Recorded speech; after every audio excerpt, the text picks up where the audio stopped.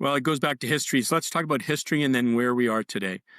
Look, it was to be a winner-take-all franchise program, the biggest defense program in history, and the people in the day, now 20 years ago, overpromised and underdelivered.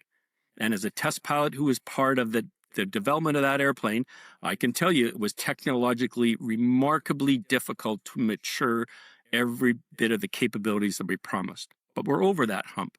14 of our closest allies fly the F-35 now.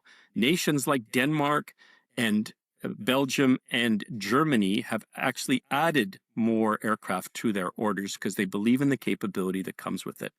If you look today, because we're still debating it, let's face it, it is the gift that keeps on giving. Look, SAAB has executed a masterclass in marketing and communications. SAAB has clearly understood the political opportunity.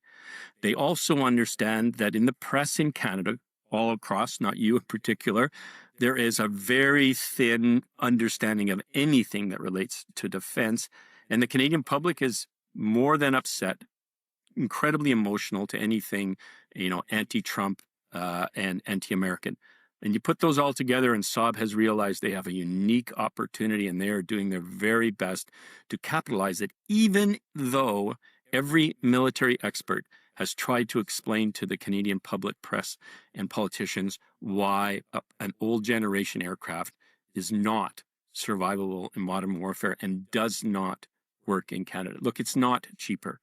A Gripen costs 90 million euros, SAAB's price. That's more than the F-35 cost. And people claim it's super cheap to operate. I hear it all the time in Canada that it costs $5,000 an hour to operate a SAAB Gripen, when in fact, in gas alone, it's more than $6,000. And by SAAB's own number, it's $22,000 an hour US to operate, which is more than $30,000 an hour to fly, 6 times more than the number that Canadian politicians, media, and the public passes out. So, you know what? Everybody loves to hate the F-35. The experts love it and keep ordering more. But in Canada, it has just become a debate that won't go away. And here we are now today talking about a Swedish royal visit and a massive delegation of Swedish companies trying to get business in Canada. Well, you look at the countries that fly the F-35 versus fly the Gripen. Our closest military allies fly the F-35. The British, the French, the Germans, all of these countries, as you mentioned, Denmark, Belgium. Who's flying the Gripen? It's Sweden.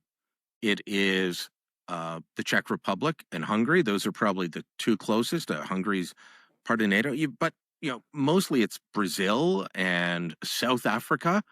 These are not the militaries that we want to be emulating and working with. We need to be working with the Americans. So, I mean, interoperability, isn't that part of the issue? And could the Americans... So look, let's talk about that. The Czech Republic is retiring its Gripens, had an open competition that F-35 won. South Africa has Gripens. None of those fly. Colombia just signed an agreement to buy Gripen if the United States government lets those jets go there. Brazil, Peru, the Philippines, Thailand are all part of the sales campaigns, but we don't fly with them. When we talk about first world air forces, Five Eyes nation, we're talking about the most capable nations in the world, and those are our allies.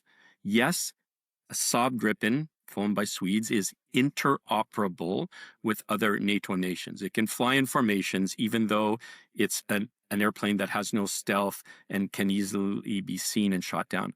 But it cannot communicate the same way the F-35s communicate together. An F-35 has a data link, let's call it a network, that shares information from one cockpit to the next, all the information, so that everybody has the complete picture of the airspace, the digital battle space. That system, called the Multi-Function Advanced Data Link, MADL, is a U.S. super secret system that shares between F-35s. If you're a Swedish-built fighter, You're not on that network, nor will you ever be allowed on that network. Only the countries that fly a fifth generation F-35 are allowed to share the information. So they're the ones that are truly interchangeable and interoperable. That matters in NORAD for Canada, because whether Canadians like it or not, more than half of Canadian airspace today is guarded by American fighters. And in the future, we want to be completely seamlessly integrated with them. And it matters in NATO when we go fight wars together, like when I fought over Kosovo and Serbia as the commander during Operation Allied Force back in 1999. Interoperable, yes, we can all fly together. Interchangeable is the essence of what we need, especially when we talk about adversaries like China and Russia and real world peer level threats like in the Ukraine and the potential fight against China in the near future. But they've got this offer on the table